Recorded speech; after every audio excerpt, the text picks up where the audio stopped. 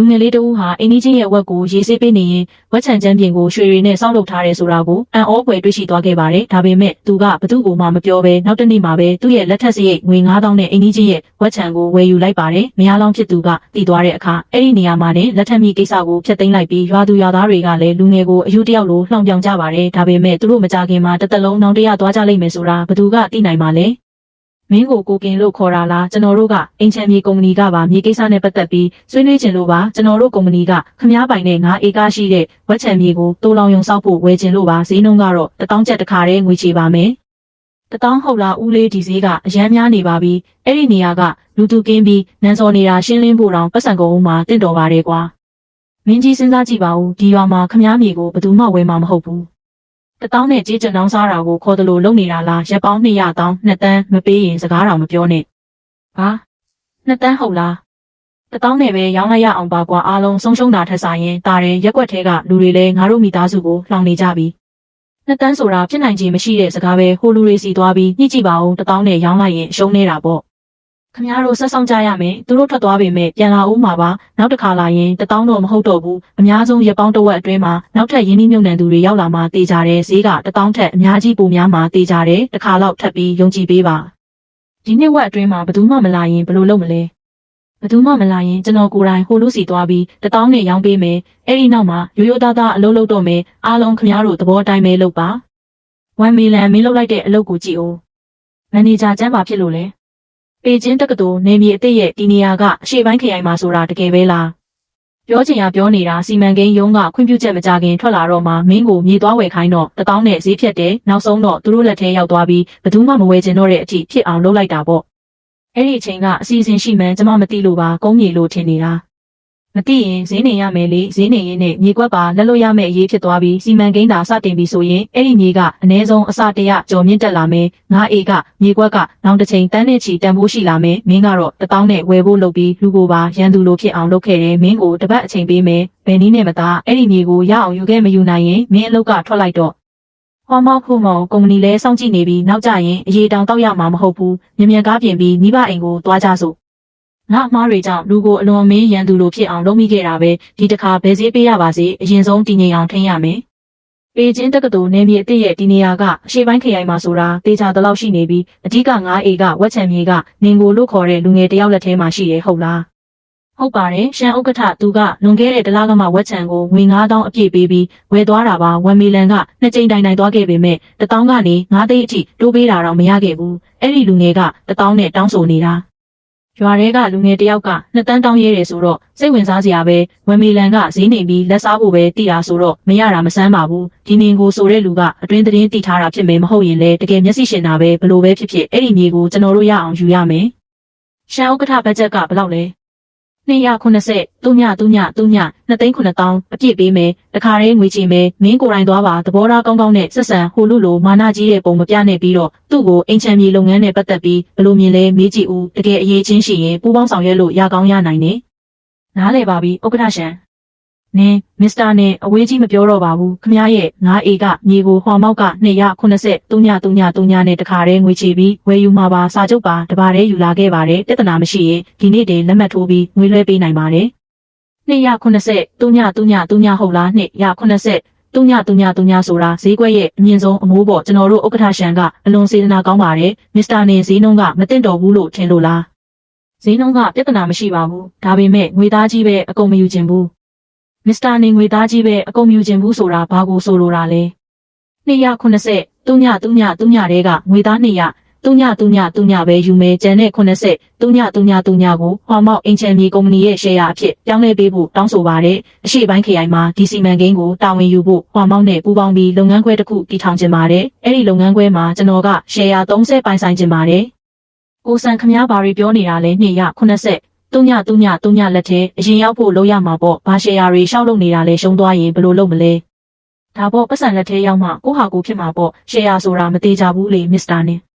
ခင်ဗျားရဲ့တောင်းဆိုချက်ကနည်းနည်းထူးဆန်းနေတယ်အခုလုပ်ငန်းနယ်ပယ်မှာအင်ချန်မြေကိုလူတိုင်းမကြိုက်ကြဘူးအင်ဈေးတွေမတက်နိုင်ဘူးလို့ထင်နေကြတယ်90 3,300နဲ့ရှယ်ယာဝင်တာကအန်ရဲ့အရန်များတယ် အနေနဲ့အကျိုးမြတ်ကတွဲနေတာပဲကျွန်တော်ကအိမ်ချမ်းမြေရဲ့အနာဂတ်ကိုယုံကြည်သလိုဥက္ကဋ္ဌရှန်ရဲ့မျက်စိကိုလည်းယုံကြည်ပါတယ်။ဟွာမောက်ရဲ့နောင်လာမဲ့ဖွံ့ဖြိုးတိုးတက်မှုကအခုထက်အများကြီးကြီးမားလာမှာပါ83ရှယ်ယာကနောက်တစ်ချိန်အစပေါင်းများစွာမြင့်တက်လာမှာပါ။မစ္စတာနင်ဒီတောင်းဆိုချက်ကိုကျွန်တော်တယောက်တည်းဆုံးဖြတ်လို့မရဘူး။ကုမ္ပဏီကိုပြန်သွားပြီးဥက္ကဋ္ဌရှန်ကိုတင်ပြမှဖြေပေးလို့ရမယ်။ရပါတယ်ပြန်ပြီးဆွေးနွေးကြည့်ပါငွေသား2သိန်းနဲ့ရှယ်ယာပေါင်းပြီးလုပ်ငန်းခွဲနဲ့ပူးပေါင်းလုပ်ဆောင်မယ်ဆိုရင်လက်မှတ်ထိုးမယ်မဟုတ်ရင်တော့ပြီးတာပါပဲဘလို့လဲမြေကိုရလိုက်ပြီလားဥက္ကဋ္ဌရှန်လက်မှတ်မထိုးဖြစ်ဘူးသူက290စလုံးကိုငွေသားနဲ့မယူခြင်းဘူးငွေသား2သိန်းပဲယူမယ်ကျန်တဲ့90ကိုကုမ္ပဏီရှယ်ယာနဲ့လဲမယ်လို့ပြောတယ်ပြီးတော့အရှိပိုင်းခရိုင်မှာလုပ်ငန်းခွဲတစ်ခုပူးပေါင်းတည်ထောင်ခြင်းပြီးသူကရှယ်ယာ3ပုံ1ပုံပိုင်ခြင်းနေတဲ့ရှယ်ယာဟုတ်လားစိတ်ဝင်စားစရာပဲဝက်ချန်ကို9000နဲ့ဝယ်ခဲ့တဲ့လူငယ်လေးက290ငွေသားကိုမယူပဲရှယ်ယာယူခြင်းနဲ့ကုမ္ပဏီနဲ့ပါပူးပေါင်းခြင်းနဲ့ပေါ့သူအဲ့ဒီနောက်ဘာတွေပြောသေးလဲသူကအင်ချမ်းမြေလုပ်ငန်းရဲ့အနာဂတ်ကိုအရန်ယုံကြည်တယ်ခင်ဗျားရဲ့မျက်စိကိုလည်းယုံကြည်တယ်လို့ပြောပါတယ်ဟွာမောက်ရဲ့နောင်လာမဲ့ဖွံ့ဖြိုးတိုးတက်မှုကအကန့်အသတ်မရှိဘူးလို့ဆိုတယ်83ရှယ်ယာကနောက်တစ်ချိန်အစပေါင်းများစွာမြင့်တက်လာမယ်တဲ့အင်းအခုရဝန်းမှာလူတိုင်းကစီးပွားရေးကျဆင်းမှုကိုပြောနေကြတယ်။အိမ်ချမ်းမြေပြုပြင်ပြောင်းလဲပြီးနောက်မှာအိမ်တွေမရောင်းရဘူးလို့ဆိုနေကြချိန်မှာလူငယ်တယောက်ကဒီလိုပြောရဲတယ်ပေါ့။ဟုတ်ကဲ့သူပြောတဲ့ပုံစံကအရန်ကိုယုံကြည်ချက်ရှိနေတယ်ပြီးတော့ပေကျင်းတက္ကသိုလ်ရဲ့စီမံကိန်းအကြောင်းကိုလည်းအစောကြီးတွေကသိနေပုံရတယ်မဟုတ်ရင်ဈေးရောမှာမဟုတ်ဘူး။ဒီလိုတောင်းဆိုချက်မျိုးလည်းရဲရဲဝံ့ဝံ့လုပ်ရဲမှာမဟုတ်ဘူး။စီမံကိန်းအကြောင်းသိထားရုံနဲ့တော့အတွင်းသတင်းသိတယ်လို့ပဲပြောလို့ရမယ်။ဒါပေမဲ့လုပ်ငန်းရဲ့အနာဂတ်အတွက်83ထည့်ပြီးလောင်းရဲတဲ့လုပ်ငန်းခွဲပါပူးပေါင်းလုပ်ချင်နေဆိုတော့ဒါကတာမန်လူမဟုတ်တော့ဘူး။တခုခုဆိုရင်နောက်ွယ်မှာလူကြီးလူကောင်းတွေညွှန်ကြားနေတာဖြစ်မယ်မဟုတ်ရင်လေသူကိုယ်တိုင်ကတကယ်ထက်မြက်တာဖြစ်ရမယ်။ဒါဆိုဥက္ကဋ္ဌရှန်သူ့ရဲ့တောင်းဆိုချက်ကိုလက်ခံပါလား။နားထောင်ကြည့်ရတာတော့ငါတို့နည်းနည်းရှုံးတယ်လို့ပဲပေါ့။83ကိုရှယ်ယာနဲ့လဲမယ်လုပ်ငန်းခွဲမှာလည်းရှယ်ယာ30ပေးရမယ်ဒါပေမဲ့သူကတကယ်မျက်စိရှင်ပြီးအရေးချင်းရှိရဆိုရင်ဒီလိုရှယ်ယာမျိုးနဲ့အစွမ်းထက်တဲ့လုပ်ငန်းဖက်ဆက်မိတယောက်ကိုရတာကအရှုံးမရှိပါဘူးမင်းစီစဉ်လိုက်ပါမနှက်ဖြန်ကိုယ်တိုင်သူ့ကိုတွားတွေ့မယ်ကုမ္ပဏီအောက်ထက်ကအဲခန်းမှာပဲတွေ့ကြမယ်ဒီနင်ကိုဆိုတာတကယ်အရေးချင်းရှိသလားဒါမှမဟုတ်လေပဲဖနေတာလားဆိုတာငါကိုယ်တိုင်ကြည့်ရမယ်ကောင်းပါပြီဥက္ကဋ္ဌရှန်ကျွန်တော်စီစဉ်လိုက်ပါမယ်စိတ်ဝင်စားစရာပဲပေးခြင်းအင်ချမ်းမြေလောကမှာစိတ်ဝင်စားစရာကောင်းတဲ့လူငယ်ပေါ်လာတာကြပြီပဲမစ္စတာနင်ထိုင်ပါမစ္စတာနင်ရဲ့တောင်းဆိုချက်ကိုကျွန်တော်စိတ်ဝင်စားတယ်ဒါပေမဲ့တခုလောက်မေးချင်တာကအင်ချန်မြေကတကယ်တက်လာမယ်လို့ခမားဘာကြောင့်ယုံကြည်တာလဲပြီးတော့ဟွာမောက်ကခမားရဲ့83ထည့်ဝင်မှုကိုတန်ဖိုးရှိတယ်လို့ဘာကြောင့်ထင်တာလဲအချက်၃ချက်ရှိပါတယ်ပထမအချက်လွန်ခဲ့တဲ့နှစ်ကနိုင်ငံတော်အနေနဲ့အိမ်ယာတိုက်ရိုက်ခွဲဝေပေးမှုကိုရပ်ဆိုင်းလိုက်ပြီးအိမ်ယာစီးပွားရေးစနစ်ကိုစတင်ခဲ့ပါတယ်ဒီဝဲကရက်ထဲမှာနောက်10နှစ်အတွင်းကုန်ပစ္စည်းအိမ်ယာတွေကမရှိမဖြစ်လိုအပ်ချက်တွေဖြစ်လာပါမယ်